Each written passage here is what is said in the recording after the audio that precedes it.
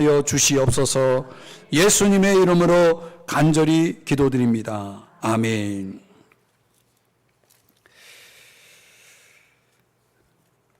오늘 잘 지내셨어요? 네.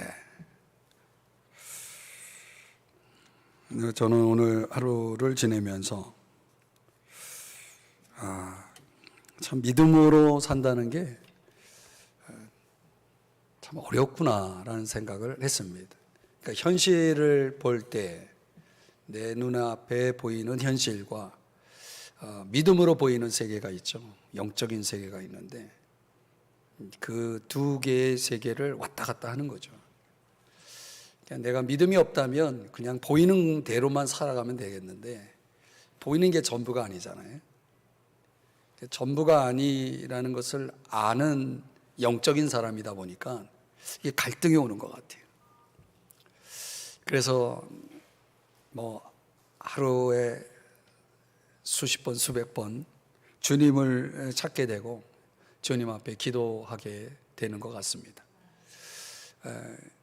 오늘 이제 다니엘서 2장 24절에서 30절 말씀, 이제 다음 주에 이어지는 내용, 이제 구체적인 내용과 묶어서 생각해 보면, 다니엘이 이제 간절히 기도를 하게 되죠. 기도한 이유는 왕의 명령 때문이었습니다. 그 왕의 명령은 뭐냐면 바벨론의 지혜자들을 다 죽이라는 것입니다. 왕의 명령을 지키지 못했으니, 왕의 명령이 뭐냐면 내가 꾼 꿈과 그 해석을 알려주라, 이렇게 명령했는데 그 명령을 수행하지 못했으니 지혜자들을 다 죽이라. 거기에 이제 다니엘과 세 친구들이 포함되었죠. 자, 이런 아주 급박한 그런 문제를 놓고 다니엘과 세 친구가 기도를 해서 응답을 받았습니다. 그래서 하나님이 다니엘에게 그 꿈과 해석을 알려줍니다. 여기에 대해서 이제 다니엘이 아리옥에게, 근위대장 아리옥에게 두 가지 요구를 하게 되는데, 그게 우리가 조금 전에 읽은 24절의 말씀입니다. 그 다니엘의 두 가지 요구는 이렇습니다. 하나는 바벨론 지혜자들을 죽이지 말라. 이게 이제 첫 번째 요구입니다. 이미 이제 2장 18절에서 다니엘과 세 친구가 기도한 내용 가운데 다니엘과 세 친구 자기들의 목숨만 놓고 기도한 것이 아니라 바벨론의 모든 지혜자들을 다 살려야 되겠다라고 하는, 그들의 생명까지도 포함해서 이제 기도를 하지 않았습니까? 그 2장 18절의 응답대로 바벨론 지혜자들의 생명을 위해서도 기도했기 때문에 지금 이런 요구를 할 수 있는 거죠. 여러분, 우리가 이렇게 금요 기도에 나와서 또는 새벽에 나와서 기도할 때 기도 생활을 하시는 분들이 꼭 유념하셔야 될 게 뭐냐면, 기도하고 끝나면 안 됩니다. 내가 기도를 했다면 그 기도한 대로 살아야 돼요.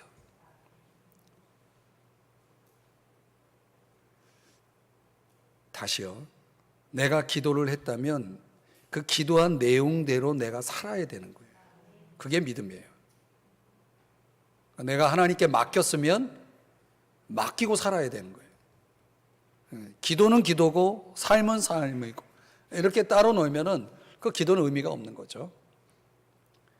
다니엘이 바벨론의 지혜자들을 살려달라고 하나님 앞에 기도했으니까 하나님이 그렇게 응답을 하셨고, 그러면 당연히 그걸 요구해야 되죠. 그 행동을 나타낸 거죠. 기도의 내용을 행동에 옮긴 것입니다. 그러니까 하나님이 기뻐하시는 기도가 어떤 기도예요? 단편적으로 그 내용만 가지고 우리가 교훈을 얻을 수 있는 것은, 하나님은 생명을 살리는 기도를 되게 기뻐하세요. 하여튼 하나님은 그런 기도를 응답을 하십니다. 누군가를 살리는 기도, 이건 너무나 중요한 기도, 하나님이 기뻐하시는 기도예요. 여러분의 기도 속에 이런 기도가 꼭 있기를 바랍니다. 자, 두 번째 요구가 뭐냐면 나를 왕의 앞으로 인도하라라는 것입니다. 그러면 내가 왕 앞에서 왕이 말한 대로, 명령한 대로 그 꿈과 해석을 왕에게 알리겠다, 이렇게 이야기를 하는 거죠. 그래서 25절 말씀인데요, 이제 아리옥이 다니엘을 왕 앞으로 인도하게 됩니다. 그래서 아리옥이 왕 앞에 들어가서 뭐라고 말하냐면, 한 사람을 찾아내었나이다. 한 사람은 당연히 다니엘이죠. 그 다니엘을, 그 왕이 명령한 것을 이제 수행할 수 있는 한 사람을 찾았다는 거죠. 그래서 다니엘을 왕 앞으로 인도하게 된 것입니다. 그리고 왕이 이제 다니엘을 만나서 묻는 것입니다. 26절을 다 같이 읽겠습니다. 시작. 왕이 대답하여 벨드사살이라 이름한 다니엘에게 이르되, 내가 꾼 꿈과 그 해석을 내가 능히 내게 알게 하겠느냐 하니. 자, 왕이 다니엘에게 뭐라고 물었어요? 내가 꾼 꿈과 그 해석을 네가 능히 내게 알게 하겠느냐? 자, 이 물음에 대해서 이제 다니엘이 구체적인 내용들을 이제 답하게 되는데요. 오늘 우리가 살펴보는 30절까지의 내용은 그 꿈과 그 해석에 대한 구체적인 내용들을 다루고 있지는 않지만, 이제 왕 앞에서 다니엘이 하나님께 받은 내용을 이제 소개하는 데 있어서 오늘 본문이 소개하고 있는 내용, 왕이 꾼 꿈과 그 해석이 어떤 것인지, 그 의미가 무엇인지를 이제 세 가지 단어로 소개하고 있습니다. 오늘 그걸 함께 생각해 보려고 합니다. 첫 번째는 은밀한 것이라고 말하고 있습니다. 그러니까 왕이 꾼 꿈은 무엇이냐면 은밀한 것이다 라고 하는 것입니다.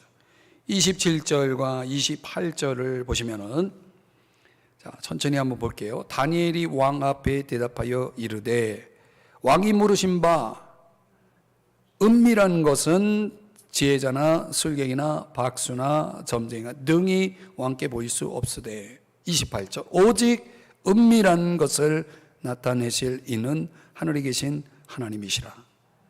여기서 이제 두 단어가 사용되는 겁니다. 제가 강조해서 자막에 보여드린 대로 은밀한 것, 그리고 나타내실 이 두 단어가 이제 서로 연결되어 있는 거죠. 오늘 우리가 살펴보는 본문에만 이 은밀한 것이라고 하는 이 단어, 비밀이라는 그 시크릿이라고 하는 단어로도 해석할 수 있고, 또는 신비, 우리가 이제 미스테리라고 말하죠. 그 신비라는 단어로도 번역할 수 있는 이 은밀한 것이 27절, 28절, 29절, 30절 계속 반복해서 4번 사용됩니다. 오늘 다니엘이 왕에게 그 꿈에 대한 내용을 소개하면서 그 꿈이 은밀한 것이다 라고 말하고 있는 이유가 뭘까? 그 이유는 말 그대로 그게 은밀하다라고 하는 것은 아주 비밀스럽고 신비스럽다는 것이에요. 그러니까 느부갓네살 왕이 꾼 꿈과 그 해석이라는 것은 아무도 알 수 없는 비밀 성격이 있다는 거죠. 아무도 알 수 없는 거예요. 그러니까 바벨론의 그 지혜자들이, 그 모든 지혜자들이 그 누구도 알 수 없었던 거죠. 왕이 자신이 꾼 꿈이지만은 왕도 그게 뭘 의미하는지 몰랐다는 거예요. 이해할 수 없었어요. 그러니까 얼마나 그것 때문에 번민을 했습니까? 잠을 이루지 못할 만큼 번민을 한 것입니다. 그러니까 아무도 모르는 거예요. 그래서 그 꿈을 은밀한 것이다 이렇게 소개를 하고 있는 것입니다. 자, 그 다음에 나타내다, 나타내시다라고 하는 단어가 또 28절에 사용되고, 그리고 29절과 30절에 또 나와요. 자, 이제 여러분이 성경을 이제 보시면 그 단어가 나오는 것을 알 수 있습니다. 나타내다라고 하는 단어가 굉장히 중요한 의미의 단어입니다. 우리가 흔히 계시라고 하는 단어, 계시라고 하는 단어를 성경에서 접하게 되는데, 그게 다 바로 나타내다라고 하는 오늘 28절, 29절, 30절에 소개된 그 단어와 같은 의미입니다. 이 단어가 은밀한 것과 이제 연결되어서 사용되었다는 것이죠. 그러니까 아무도 모르는 것이 나타났다, 드러났다는 거죠. 아무도 모르는 것을 드러내신 분이 누구냐는 거예요. 그분이 하나님이에요. 아무도 모르는 것을 하나님은 아시는 분이고 또 그것을 알게 하시는 분이시다. 이걸 지금 강조하고 있는 것입니다. 그 두 가지를 주관하고 있는 거예요. 인간이라면 그 누구도 알 수 없는 그 어떤 것을 알고 계시고 또 그것을 알려주시기까지 하시는 분. 그런 걸 우리는 이제 오늘 제가 말씀드린 대로 계시라고 하는 단어로 소개하는 것입니다. 그것을 하나님이 주셨기 때문에, 하나님이 알게 하셨기 때문에 우리는 그걸 또 은혜라고 말하는 거죠. 우리가 하나님의 은혜를 입게 되면 우리가 모르던 걸 알게 되는 거죠. 바울이 에베소서 3장에서도 그런 표현을 씁니다. 계시로 내게 비밀을 알게 하신 것을.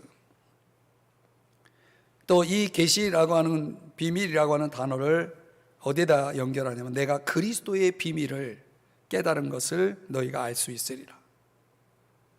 예수 그리스도에 관해서 그렇게 우리가 수없이 여러 루트를 통해서 들었지만은 알 수 없었던, 깨닫지 못했던, 이해하지 못했던 것이 우리에게 계시, 은혜로 주어질 때 우리가 그 예수 그리스도에 대해서 밝게 알게 되죠. 그래서 믿게 되는 거죠. 그걸 우리는 은혜라고 말하는 거죠. 그러니까 하나님이 느부갓네살 왕에게 꿈으로 알려준 그 은밀한 것의 구체적인 내용이 뭐냐? 한마디로 말하면 앞으로 세계를 지배하게 될 국가의 역사를 알려주셨다는 거예요. 이게 참 어마어마한 꿈이 아니겠습니까? 인간의 역사를 미리 알려주셨다는 거예요. 여러분, 인간의 역사를 내일 일을 여러분 아십니까? 하나님은 과거와 미래, 현재 이 모든 것이 하나님에게서는 문제가 되지 않는 건, 하나님 영원하신 분이거든요. 하나님은 시간을 초월하신 분이기 때문에 영원이라는 안목에서 볼 때 하나님은 모르는 게 없으신 거예요. 과거, 현재, 미래까지. 그러니까 앞으로 국가, 세계를 지배하게 될 국가가, 어떤 국가가 나타날 것이고 어떤 국가가 어떻게 역할을 할 것인지 하나님은 다 알고 계시다라는 것입니다. 그걸 누구에게 알려줬다는 거예요? 그걸 느부갓네살 왕에게 꿈으로 보여주었다는 거예요. 그러나 그 꿈이 무슨 내용인지 그가 알 수가 없었죠. 누구에게 알려주신 거예요? 그거를 다니엘에게 알려주셨다는 거예요. 그래서 이 은밀한 것과 관련돼서 우리가 하나님의 속성, 하나님의 그 절대적 속성으로 해당되는 게 하나님의 그 전지성이라고 말하죠. 전지성. 모든 것을 아시는 하나님. 이걸 깊이 묵상해 보면 우리도 우리에 대해서, 우리의 삶에 대해서 궁금한 게 많지 않습니까? 여러분의 미래는 어떨 것이라고 생각하십니까? 여러분의 내일은 어떨까요? 우리가 어떤 결과를 알 수만 있다면 좀 더 다르게 살아갈 수 있을까? 어떨 것 같습니까? 하나님의 그 전지성을 우리의 신앙에 적용할 때 우리에게는 어떤 삶을 살아갈 수 있는 가능성이 있을까 생각을 해봤습니다. 예수님께서 마태복음 6장 32절에서 그런 말씀을 했습니다. 너희 아버지께서, 하늘 계신 너희 아버지께서 너희에게 있어야 할 줄을 아시느니라 그랬어요.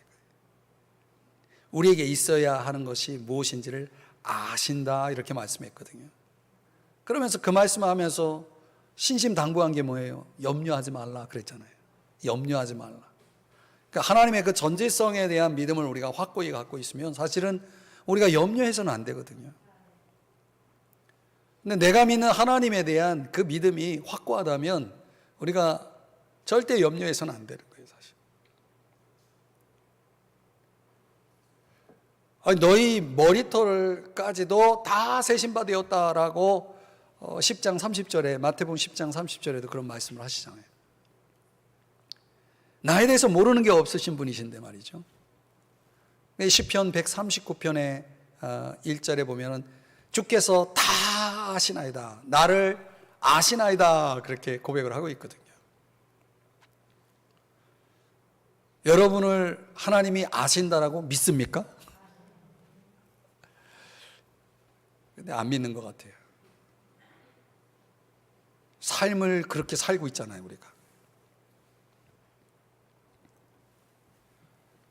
하나님 앞에 우리가 낱낱이 우리의 모든 것을 다 아신다라는 그 믿음이, 하나님이 우리에게, 다니엘에게 은밀한 것을 보여주셨던 것처럼 하나님께서 우리에게 나의 내일을 보여주시는 않았지만은 확실한 건 뭐냐면 다니엘도 결국은 그 모든 것, 과거, 현재, 미래의 역사를 주관하시는, 열국을 지배하시고 다스리고 주관하시는, 모든 걸 아시는 그 하나님의 그 시간 속에 다니엘의 인생이 들어와 있었던 거예요. 그리고 쓰임을 받았던 거죠. 우리가 은밀한 것을, 나의 내일을 알지는 못하지만은 확실한 건 뭐냐면 나의 내일이, 나의 은밀한 것이 그분의 손에 있다는 건 확실하게 알 수 있어요. 그렇지 않습니까? 그런데 왜 염려하십니까? 왜 걱정하십니까? 왜 두려워하십니까? 저에게 하는 말이에요. 우리가 이 은밀한 것을 나타내신 그분, 어떤 계시성의 차원이지만은 우리의 인생 전체에 이것을 우리가 한번 적용한다면 하나님은 전지하신 분이다, 다 아시는 분이다. 우리가 믿는 하나님은, 내가 믿고 섬기는 하나님은 다 아시는 분이시다. 우리가 그 하나님 안에서 살고 있다는 걸 저와 여러분이 잊지 마셔야 됩니다. 두 번째로 오늘 본문 속에 보니까 이제 다니엘이 그 왕이 꾼 꿈을 소개하면서 어떤 걸 제시하냐면 후일에 될 일, 이렇게 소개합니다. 후일에 될 일. 자, 28절 말씀을 우리 한번 같이 천천히 같이 읽어보겠습니다. 시작. 오직 은밀한 것을 나타내실 이는 하늘에 계신 하나님이시라. 그가 느부갓네살 왕에게 후일에 될 일을 알게 하셨나이다. 왕의 꾼 꿈, 곧 왕이 침상에서 머릿속으로 받은 환상은 이러하니이다. 자, 왕의 꿈, 왕이 침상에서 머릿속으로 받은 환상에 대해서 말하면서 뭐라고 얘기하냐면, 이제 먼저 다니엘이 왕의 꿈을 알려주기 전에 왕의 질문이 그거 아니었습니까? 내가 능히 내게 알게 하겠느냐? 여기에 대해서 다니엘의 대답은 그걸 알려주시는 분은 하나님이시라는 거예요. 하늘에 계신 하나님이 그것을 알려주신다는 거죠. 그러면서 여기서 강조한 게 뭐냐면 후일에 될 일, 이렇게 말하고 있어요. 29절의 말씀에 가보면 이거를 장래일, 이렇게 두 번 표현하고 있습니다. 그 후일에 될 일은 장래 일어날 일, 이렇게 되는 거죠. 장래일, 이렇게 되는 겁니다. 자, 그러면 이 하나님께서 다니엘을 통해서 말씀하신 이 장래일, 조금 더 먼 일, 먼 훗날의 일에 대해서 계시를 하면서 말씀하신 그 내용, 구체적인 내용이 뭐냐, 우리가 뒤에 가서 살펴보겠지만 미리 세 가지로 요약을 해보면, 첫 번째는 인류 역사의 마지막입니다. 여러분, 우리가 세상 살아가면서 절대 잊지 말아야 될, 확실히 믿고 또 항상 기억해야 될 것은 뭐냐면 하나님의 시간표입니다. 하나님의 시간표가 계속 지금 진행되고 있다는 거죠. 하나님의 시간표 안에 인류 종말이라고 하는 역사가 들어와 있습니다. 역사적 시간이. 그래서 그 유명한 메멘토 모리라고 하는 것, 그 인류 종말이라고 하는, 역사적 종말이라고 하는 차원에서 보면은 그 역사 속에 나라는 한 인간의 역사도 들어가 있는 거죠. 그 메멘토 모리, 그 죽음을 기억하라고 하는 것과 함께 그 메멘토 도미니라고 하죠. 주님을 기억하라. 그러니까 주님의 시간을 기억하는 것이 매우 중요합니다. 느부갓네살 왕이 본 꿈은 앞으로 인류 역사가 어떻게 전개되고 역사의 마지막은 어떻게 될지를 보여주었다는 거예요. 참 엄청난 꿈을 보여준 거죠. 만약 사랑하는 여러분, 저와 여러분의 마지막을 우리가 알 수 있다면 오늘 우리는 어떤 삶을 살게 될까요?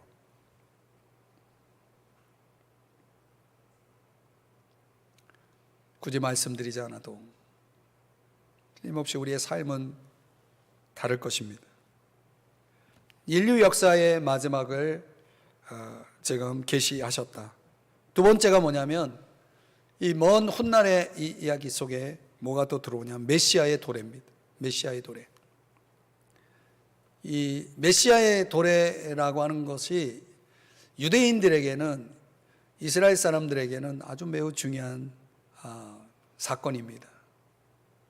지금 바벨론의 포로가 되어 있는 이 다니엘과 유대인들,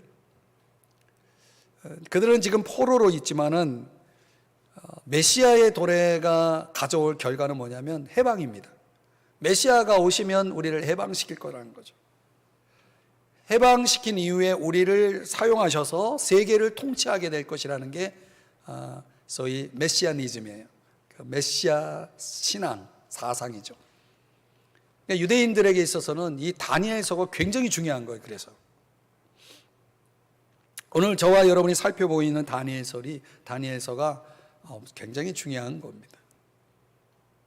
그 메시아의 출현이야말로 그들에게 있어서는 유일한 희망이죠. 지금 이 포로의 생활을 마감하고 오히려 그 반대의 역전이 일어나가지고 그들은 해방을 맞이할 것이고 나아가 세계를 통치하는 통치자의 위치로 격상될 것에 대한 이 놀라운 이 역사적 사건을 그들이 얼마나 희망적으로 기다리고 바라봤겠습니까? 그러니까 다니엘을 통해서 그처럼 소망하던 그 메시아의 도래라고 하는 이 중요한 먼 훗날의 그 사건을 계시하신 겁니다. 보여주셨다는 거예요. 엄청난 거죠. 뒤에 가서 이제 7장에서 여러분들에게 그 내용을 소개할 겁니다. 그리고 이 먼 훗날의 이야기, 장래일의 이야기에 또 하나 포함시켜야 될 건 뭐냐면 조금 더 나아간 먼 훗날에는 하나님 나라가 출현하게 된다는 거예요. 소위 천국이라는 게 출현하게 된다는 거죠. 천국이라고 하는 것은 메시아의 나라, 예수 그리스도가 통치하는 나라죠. 그 나라가 출현하게 되면 그 나라는 어떤 나라가 될 것이냐라고 하는 것입니다. 거기에는 죄가 없고 불의가 없고, 그리고 인류를 그렇게 괴롭히고 있는 전쟁이라는 것도 없을 것이다. 거기에는 평화가 있을 것이다. 이게 이사야 선지자를 통해서 그런 말씀을 예고하고 있죠. 예언하고 있죠. 2장 4절, 이사야 2장 4절 다 같이 함께 천천히 읽어보겠습니다. 시작. 그가 열방 사이에 판단하시며 많은 백성을 판결하시리니 무리가 그들의 칼을 쳐서 보습을 만들고 그들의 창을 쳐서 낫을 만들 것이며 이 나라와 저 나라가 다시는 칼을 들고 서로 치지 아니하며 다시는 전쟁을 연습하지 아니하리라. 아멘. 천국에 출현, 하나님의 나라가 도래하게 되면 이렇게 될 것이라는 것입니다. 이게 후일에 될 일들입니다.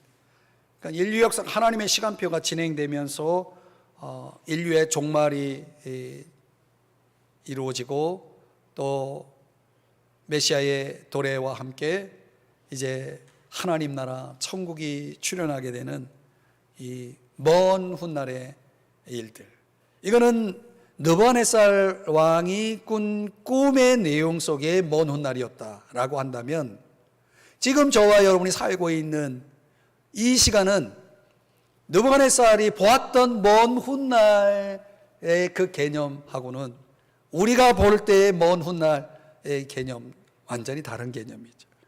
그만큼 시간은 더 가까이 왔다는 사실이죠. 정확히는 알 수 없지만 느부갓네살이 보았던, 그 꿈에서 보았던 먼 훗날의 그 일들이 우리에게는 더 가까이 와 있다는 것입니다. 더 가까운 미래에 와 있다는 거죠. 그러니까 우리가 그런 미래를 생각하며 사냐는 거죠. 이 땅에서 우리가 은밀한 일을 통해서, 은밀한 것을 통해서 깨달을 수 있는 것도 있지만은 후일에 될 일이라고 하는 이것, 그 시간이 이렇게 결국은 이렇게 흘러가서 이런 결과로 마지막이 이루어질 것이라고 본다면 우리가 우리의 인생을 바라보는 태도, 대하는 태도가 틀림없이 달라져야 하겠죠. 여러분은 하나님 나라, 저 천국을 소망하시나요? 아멘이 전혀 아멘 같지 않습니다. 여러분들은 하나님 나라를 사모하시나요? 어쩌면 유대인들이 메시아의 도래를 소망하듯이 우리는 재림하실 주님을 고대하고 마라나타의 신앙을 가지고 주 예수의 오시옵소서 하면서 살고 있나요? 아멘이 조금 좀 그런 것 같아요. 저는 느부갓네살 왕이 이런 꿈을 꿨다, 그에게는 정말 너무나 먼 훗날에 될 일이었지만은 우리는 한층 더 가까운 우리 앞에 놓인 미래에 될 일이기 때문에 그만큼 우리에게는 더 긴장감을, 텐션을 가지고 살아갈 수밖에 없는 거죠. 우리가 굳이 이렇게 시한부 종말론자가 될 필요는 없지만은, 그러나 임박한 주의 재림을 우리가 생각하면서 살아갈 필요는 있다고 봅니다. 성경 속에 등장하는, 신약 성경에 등장하는 그 많은 하나님의 사람들은 다 그런 의식을 가지고 살았기 때문에 그렇습니다. 후일에 될 일들을 우리가 항상 생각해야 되는 거예요. 여러분, 우리의 후일은 이 땅에서 사는 삶에만 국한되어서는 안 된다는 거죠.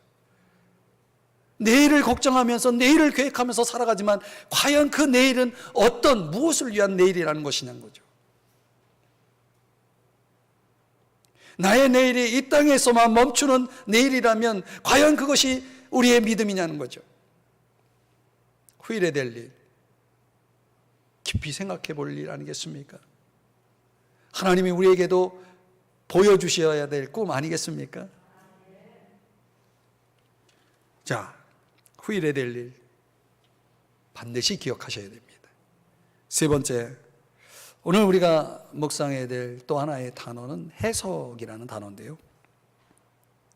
그러니까 은밀한 일과 후일에 될 일에 대해서 말씀하면서 이제 그것을 하나님께서 그 의미를 알리시는 해석을 하게 되는데요. 2장 30절 말씀을 다 같이 우리 함께 읽어보겠습니다. 시작. 내게 이 은밀한 것을 나타내심은 내 지혜가 모든 사람보다 낫기 때문이 아니라 오직 그 해석을 왕에게 알려서 왕이 마음으로 생각하던 것을 왕에게 알려주려 하심이니이다. 아멘. 그러니까 하나님에게는 은밀한 것이 하나도 없어요. 하나님 다 아시기 때문에. 그렇죠? 그런데 우리 인간은 너무나 은밀한 게 많은 거예요. 모르는 게 너무 많아요. 얼마나 유한하고 얼마나 한계가 많은지 모르겠습니다. 그러니까 내일 일을 알지 못하잖아요. 내일도 모르는데 마지막 때의 일을 어떻게 알겠습니까? 근데 하나님의 비밀을 알 수 없는 인간이지만 그 인간에게 그것을 알게 하신다면 그건 은혜죠. 계시적 은혜라고 말하는 것입니다. 그 계시적 은혜를 누구에게 허락하셨냐면 다니엘에게 허락하셨다는 거예요. 그래서 이 해석이라는 단어도 오늘 우리가 살펴보면 24절 30절 안에 4번이나 사용되고 있습니다.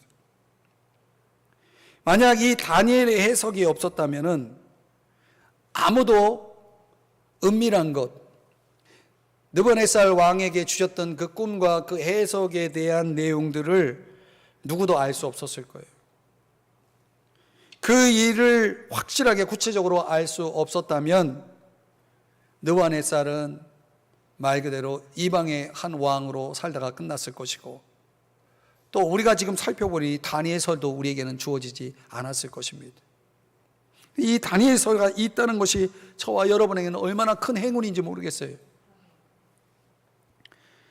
왜 이런 해석들을 다니엘을 통해서 하나님이 우리에게 알려주시냐는 거죠. 왜 느부갓네살 왕에게는 알려주셨는가?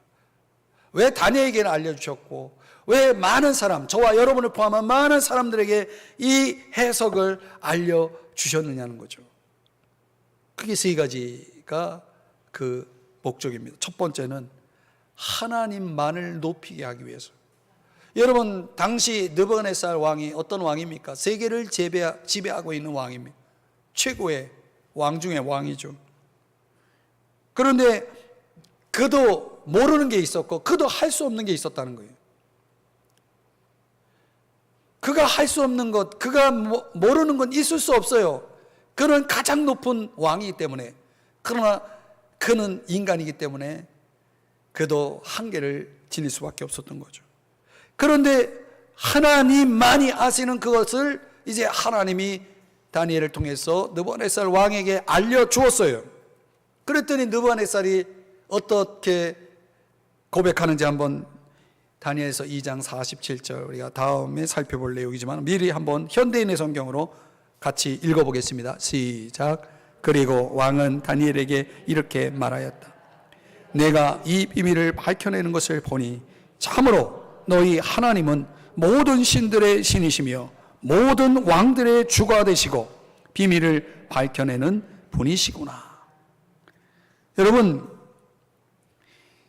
하나님이 세우신 유다를 짓밟은 왕에다가 하나님이 임재하고 계신 성전의 모든 것을 무너뜨린 사람이에요. 하나님의 백성들을 무참히 짓밟은 이 느부갓네살이 지금 이런 고백을 한다는 것은 이건 절대적으로 불가능한 고백이죠. 그러나 그의 입에서 이런 고백이 나왔다는 것은 그가 바로 다니엘을 통해서 하나님이 그에게 그 꿈에 대한 해석에 대한 것을 알려주었기 때문에 이 고백이 나온 거예요. 나중에 결국은 느부갓네살 왕이 회심을 하게 되는 그런 시작점이 되죠. 모든 왕들이 주가 된다는 건 나보다 높은 이가 있다는 것을 그가 깨달은 거예요. 자기가 최고라고 생각했는데. 사람은 언제 겸손해집니까? 내가 부족하다는 걸 깨달을 때, 내가 무능하다는 걸 깨달을 때, 내 한계를 깨달을 때 사람은 겸손해지는 거예요. 사람이 사람다워지는 거죠. 그러니까 느부갓네살 왕도 인간적으로는 불가능한 이 고백을 할 수 있었던 것은 다니엘의 해석을 통해서 하나님의 그 은밀한 후일에 될 일을 알게 하셨기 때문에 이런 일이 가능했다는 거죠. 그러니까 참으로 안다는 것은 굉장히 중요한 사건이에요. 모든 그 삶의 근원이 되시는 하나님을 높이게 되는 그 결과가, 열매가 주어지기 때문이죠. 고린도후서 12장 7절 이하에 보면 이제 바울이 여러 계시를 받았다라고 고백을 합니다. 우리가 잘 아는 대로 바울은 성경을 13권이나 쓴 사람입니다. 얼마나 많은 계시를 하나님이 주신 거예요. 너무 그 계시를 받은 것이 너무나 많기 때문에, 크기 때문에 어떤 가능성이 있었는가? 오늘 우리가 보는 이 성경대로 자만할 수 있는 가능성입니다. 그러니까 하나님이 주신 것을, 하나님께 받은 것을 가지고 자만할 수 있는 게 인간이에요. 그 자만하지 말라고 하나님이 육체의 가시, 사단의 사자를 주셨다는 거죠. 그걸 깨달은 거죠. 그래서 8절 9절에 보면 그걸 놓고 기도를 했지만 하나님께서 그 기도에 대한 응답보다는 다른 차원에서 응답을 주셨죠. 그래서 9절에 이런 말씀이 나오는 거예요. 내 은혜가 내게 족하도다. 이는 내 능력이 약한 데서 온전하여 짐이라. 그러니까 나의 한계를 알고 부족을 알 때 하나님이 내게 주시는 것들이 더 빛을 발하게 되고 하나님이 높임을 받으시게 되는 거죠. 그러니까 저와 여러분의 인생 속에 하나님이 주신 걸 가지고 교만을 떨면 안 되는 겁니다. 아시죠? 결코 교만하면 안 됩니다. 하나님은 교만한 자를 물리치시고 겸손한 자에게 은혜를 주시는 분이기 때문에 그렇습니다. 그러니까 이 바울이 자만하지 말라고 하나님께서 내 육체의 약함을 주셨구나 하면서 그 약함 때문에 오히려 주님의 능력이 더 온전해진다는 사실을 이제 바울이 깊이 깨달으면서 그 은혜의 정신, 은혜의 의식을 깊이 마음에 새기고 하나님께 쓰임을 받고 이제 살게 된 것입니다. 사랑하는 여러분, 느부갓네살이 모든 걸 다 알고 모든 걸 다 할 수 있었다면 그가 하나님을 믿었겠습니까? 그가 하나님을 높였겠습니까? 그러니까 우리가 그 역으로 생각하면 저와 여러분의 모든 인생의 한계는, 부족은, 결핍은, 그것은 하나님만을 높일 수 있는 절호의 기회, 하나님이 저와 여러분에게 주시는 은혜의 기회라는 사실을 잊지 마셔야 됩니다. 그것 때문에 하나님의 능력이 내 삶 속에, 내 인생 속에서 더 온전해지고 있는 것을 깨달으시기를 바랍니다. 또 느부갓네살 왕을 통해서 오직 하나님만 높이게 하기 위한 목적으로 해석을 주셨을 뿐만 아니라 다니엘에게 하나님이 해석을 주신 그 결과로 어떤 일이 벌어지냐면 다니엘이 높임을 받게 되었다는 거예요. 이게 또 아주 신비로운 하나님의 역사입니다. 섭리죠. 다니엘이 누구냐면 포로입니다. 노예입니다. 그런 사람이 지금 왕 앞에서 높임을 받았어요. 이유가 뭡니까? 아무도 알 수 없었던 것을 알았거든요. 그걸 해석해 주었거든요. 그러니까 하나님이 어떤 불가능한 일들을 통해서 하시는 이 두 가지 이 관점이 있는데, 그래서 하나님이 높임을 받으시는 것뿐만 아니라 하나님의 사람을 높이신다는 거예요. 그런 걸 통해서. 이 하나님의 섭리가 참 기가 막힙니다. 그러니까 다니엘이 왕 앞에서 또 바벨론 사람들에게 존귀를 받을 수 있는, 존귀함을 받을 수 있는 방법은 바로 이 방법이었다는 거죠. 때때로 하나님은 저와 여러분에게 이런 통로로 쓰신다는 사실이죠. 하나님이 우리를 높이시는 방법이 있습니다. 우리의 현실 세계 속에 그 부닥치는 수많은 불가능의 상황들이 하나님이 나를 높이시는 방법이에요. 저는 지금도 생각해 볼 때 내 현실 속에 불가능한 게 너무 많은 거예요. 그러니까 하나님 왜 불가능한 거 이렇게 많이 주시나요? 하면서 하나님 앞에 때때로 좀 섭섭함을 드러낼 때가 있어요. 이건 도저히 불가능해요. 그럼 어쩌라는 거예요? 근데 하나님이 그게 나를 높이시는 방법일 수 있다는 것을 보여주는 거예요. 이게 얼마나 신기한지요. 더 나아가서 하나님이 높임을 받고 다니엘이 높임을 받을 뿐만 아니라 또 중요한 것은 오늘 본문 속에서 뭐라고 말씀하냐면 사람들이 하나님을 경외하도록 하기 위해서다. 많은 사람들이 하나님을 경외하게 되었어요. 이제 왕의 명령에 의해서 목숨을 잃을 뻔했던 바벨론의 지혜자들도 뿐만 아니라 얼마나 그 바벨론의 사람들이 이 사건이 뉴스가 돼가지고 그들에게 하나님의 어떤 존재에 대해서 그들이 얼마나 두려움을 갖게 되었을까요? 틀림없이 다니엘의 해석을 듣고 하나님의 비밀을 알게 된 많은 사람들이 하나님을 경외하게 되었을 것이다. 여기 아리옥이라는 사람도 우리가 주목해 볼 만한 사람이에요. 그 중간 심부름을 했던 이 아리옥도 이 내용들을 사건의 전말을 다 알고 있기 때문에 그 역시 하나님을 경외할 수밖에 없었을 것입니다. 여러분, 인생의 마지막을 알고서 하나님을 경외하지 않을 사람이 있겠습니까? 아까도 말씀드렸지만은 우리가 더 하나님을 경외할 수 있는 그런 상황을 하나님이 주십니다. 과연 내가 하나님을 경외할 수밖에 없구나. 하나님을 높이며 살 수밖에 없구나. 진정 하나님밖에는 없구나. 이거를 알게 하시는 그런 상황들을 우리의 삶 속에서 이렇게 주님이 허락하시는 거죠. 오늘 이 세 단어에 대한 묵상을 했지만은 우리에게 정말 우리 인생에 대한 조명을 다시금 할 수 있는 좋은 내용이 아닌가 이렇게 생각이 듭니다. 말씀의 결론을 맺겠습니다. 이 세상은요, 영적인 영역이 있습니다. 우리가 우리 눈으로 보고 있는 것이 전부가 아니라는 것을 우리는 알고 있어야 됩니다. 그러니까 하나님의 세계가 있는 거죠. 이 세상이 하나님의 영역 안에 사실은 불과 아주 지극히 작은 부분으로 존재하고 있는 것 뿐입니다. 사람으로는 알 수 없고 이해할 수 없는 일들이 얼마나 많은지 모릅니다.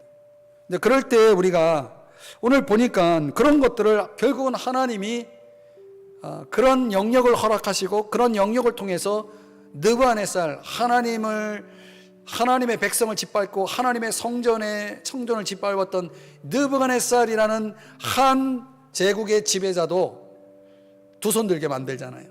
결국은 하나님을 높이게 만들고 또 하나님이 다니엘을 높이게 만들고 많은 사람들이 하나님을 경외하게 만들었다는 것입니다. 그러니까 우리가 하나님에게 속한 것들을 알 때에 그런 결과들이 나타나는 거예요. 그렇다면 저와 여러분도 어쩌면 다니엘처럼 저와 여러분도 쓰임받아야 되지 않을까 생각이 됩니다. 지금도 하나님은 하나님에게 속한 것들을 알고 깨닫고 살아가는 사람들을 찾고 계십니다.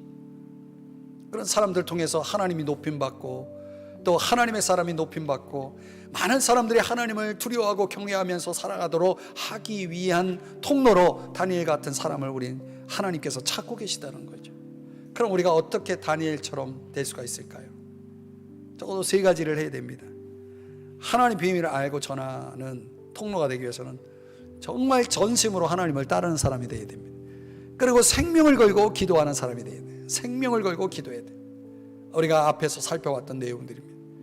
그리고 우리가 성경 속에서 정말 하나님의 깊으신 뜻을 찾고 깨달아서 그 뜻대로 우리가 순종을 하면, 따르고 기도하고 순종하면 우리가 다니엘과 같은 통로로 쓰임을 받을 수가 있게 되는 것입니다. 오늘 저와 여러분이 이 시간 기도하면서 그런 은혜를 입었으면 좋겠어요. 그런 은혜를 입었으면 좋겠습니다. 여러분에게 영적인 눈이 열렸으면 좋겠어요. 하나님이 보여주셔야 그의 은혜의 세계죠. 은혜의 세계로 하나님이 내가 지금 보지 못하고 깨닫지 못하고 있는 것들을 보게 하시고 깨닫게 하시면 그러면 모든 것이 다 만사가 풀어지거든요. 해결되거든요. 왜 염려하고 왜 걱정합니까? 왜 낙심합니까? 왜 흔들립니까? 이 세상에서 천년 만년 살려고 생각합니까? 내일도 확실하지 않은데 그럴 필요가 없는 거죠. 깨달으셔야 됩니다. 믿음의 세계로 들어오셔야 됩니다.